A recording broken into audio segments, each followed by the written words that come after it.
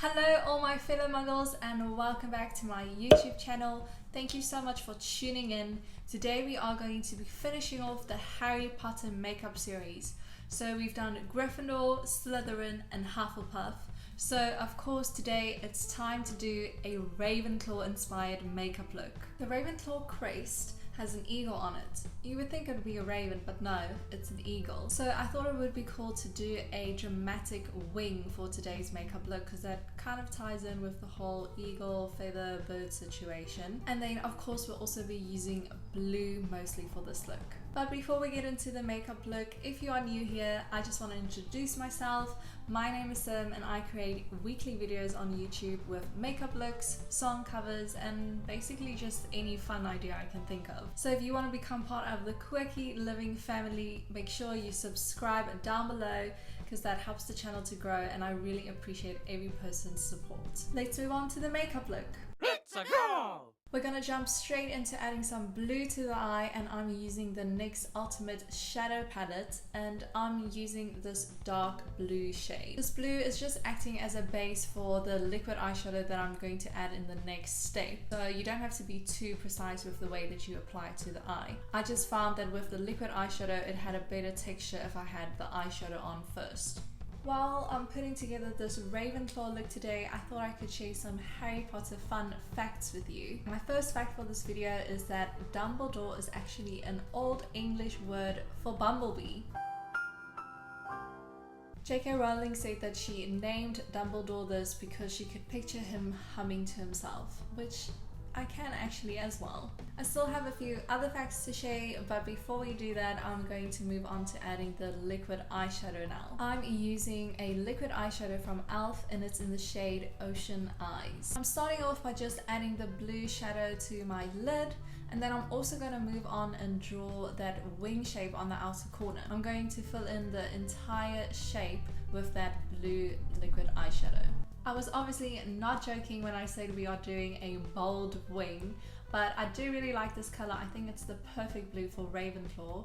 I can feel that the product's still a bit of weight on my lid though, so I'm just gonna wait a few seconds for it to completely dry. And while we wait for it to dry, I can share the next fun fact. Have you ever wondered how no muggle has ever discovered Hogwarts? I mean, it's a pretty big castle. So the answer is that when a muggle comes across Hogwarts, they would actually just see a dilapidated building with a sign that says, "Keep out, dangerous." I don't know if this would be enough to keep some people out though, so I wonder if anyone has ever actually gone in and what they would see then. I guess we'll forever be left wondering. I'm gonna move on to adding some liquid liner to my top lash line now, and then I'm also going to follow that outer wing shape. I'm using the Almay liquid liner in the shade Black. Next I want to add another layer of a liquid liner, but this is going to be a glitter liner. So I'm going to place this just above the black liner we just added, and I'm using the Glam Crystals Dazzling Gel Liner from Collection. I've added all the different layers that I want to the top of the lid, so I'm going to quickly go off camera and just do the other lid before we continue with the rest of the look. Before I go, I'll share another fun fact, and warning, this one is a bit darker than the rest, but I still thought it was interesting. The fact is that in Prisoner of Azkaban, Professor Trelawney refused to sit at a table where there were already 12 other characters sitting. She would have been the 13th one to sit down, and she believed that the next person to then get up would die. Fast forward to Order of the Phoenix and we see 13 members of the Order sitting around the table. Unfortunately, the first person to get up from the table was Sirius, and we all know that towards the end, Sirius does pass away, which is one of the saddest moments of the whole series for me. This fact is kind of edging on the fan theory category, so I'll leave you to think about that one and I'll be right back. I'm back and I hope you're still with me. We're actually so close to finishing off this look.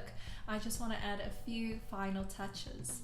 Firstly, I'm going to add some black liner to my waterline, and I'm using the Rimmel Exaggerate Waterproof Eye Definer Liner in black. Next up, I'm adding some mascara to my top and bottom lashes, and I'll be using the Maybelline Lash Sensational Intense Black Mascara to do this. To pump up the lashes even more, I'm going to add some false lashes from the Eylure Enchanted collection, I'm using the Stargazer Lashes. We could end the look here, or we can add these pearls and take the look a step further. I'm just going to use different sizes of these pearls and randomly place it around the look. That brings us to the final Ravenclaw inspired makeup look. I ended up adding a few rhinestones in between the pearls as well, just to add a little bit of sparkle. Before we end off this video, I'll share one last quick fun fact, and that is that Harry Potter and J.K. Rowling both celebrate their birthdays on the 31st of July. On the note, we've come to the end of the video, but I'd love to hear what you guys thought of the final Ravenclaw makeup look, so make sure you let me know in the comment section down below. Also, if you enjoyed this video, please remember to give it a thumbs up and maybe check out the other looks from the series because you might enjoy that as well. Thank you so much for watching, and then I'll see you guys next week.